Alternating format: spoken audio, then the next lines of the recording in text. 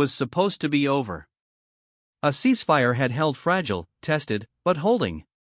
Then, on the 100th day of a war the US president called not a big war for us, the sky above Israel lit up again. Iranian missiles streaked toward Israeli territory.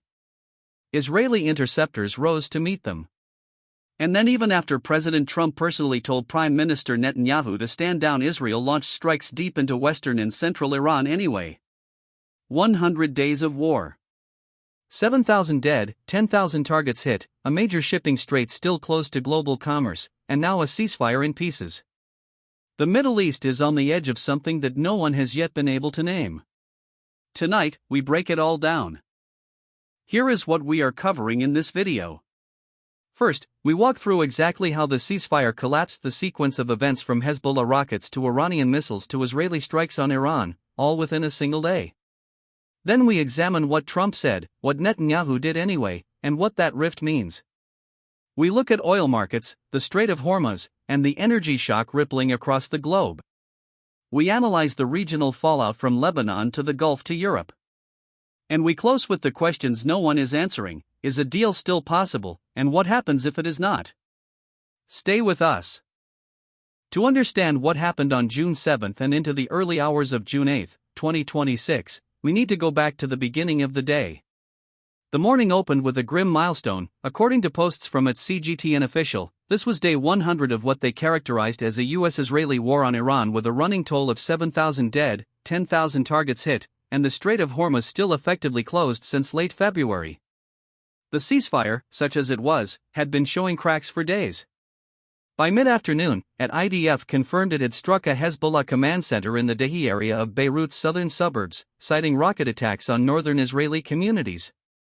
According to Al Monitor, that strike killed 2 people and wounded 20 others, including children. Hezbollah claimed over 20 attacks on Israeli forces in southern Lebanon throughout the day. Then came the escalation that changed everything. At approximately 19:05 local time, IDF posted that it had identified missiles launched from Iran toward Israel, with air defense systems activated. AP confirmed, Iran had fired ballistic missiles at Israel, the first such bombardment since a ceasefire had been agreed in April. Israel said it intercepted the missiles. Iran said it was retaliating for Israeli violations of a Lebanon ceasefire agreement, and according to Al Monitor, Iran's top negotiator had already threatened US targets over the Lebanon escalation earlier in the evening. What happened next is where the story fractures. Multiple Axios reports confirmed that President Trump had spoken with Netanyahu and explicitly asked him not to strike Iran in return. But by 1:27 on June 8, IDF announced that the Israeli Air Force had struck military targets in western and central Iran regardless. Reuters confirmed Israel hit military sites even after Trump's reported instruction to refrain. AJ English reported the Israeli army chief was personally commanding the strikes. Meanwhile, AFP on the ground in Jerusalem heard a new explosion in the early morning hours. A second Iranian missile wave was already inbound. The first question many viewers are asking is, why did Netanyahu strike Iran when Trump told him not to? The short answer is that Israel has consistently maintained its own strategic calculus throughout this conflict, and the Biden-era restraint model no longer applies. According to Fortune magazine's reporting of Trump's own words, the US president described Iran's military as having been largely decapitated and framed the broader campaign as not a big war for us. That framing, minimizing the conflict publicly, may have given Israel room to interpret US red lines as softer than they appear. Some analysts suggest that Netanyahu, who according to Netanyahu's own posts this week was boasting about conquering the Beaufort and eliminating 350 terrorists, sees escalation as politically and militarily preferable to a negotiated pause that leaves Hezbollah and Iran with intact capabilities. A second pressing question is, what does the oil and energy picture mean for the rest of the world? On that front, the data is stark. According to IEA Executive Director Fatih Birol, this is already, in his direct words, the biggest energy crisis in history. The Strait of Hormuz has been near closed since February 28 according to Energy Intel. CENTCOM confirmed as recently as June 7 that its forces had redirected 132 commercial vessels and disabled 6 others, enforcing the U.S. blockade against Iran in the Arabian Sea. At Bloomberg's Javier Blas argued this week that reopening Hormuz could flood global markets with oil far faster than expected, but that reopening is entirely contingent on a diplomatic resolution that now looks further away than at any point in weeks. According to AJ English, oil prices rose immediately following Israel's strikes on June 8. The market's verdict was instant. Why did Netanyahu strike Iran when Trump told him not to?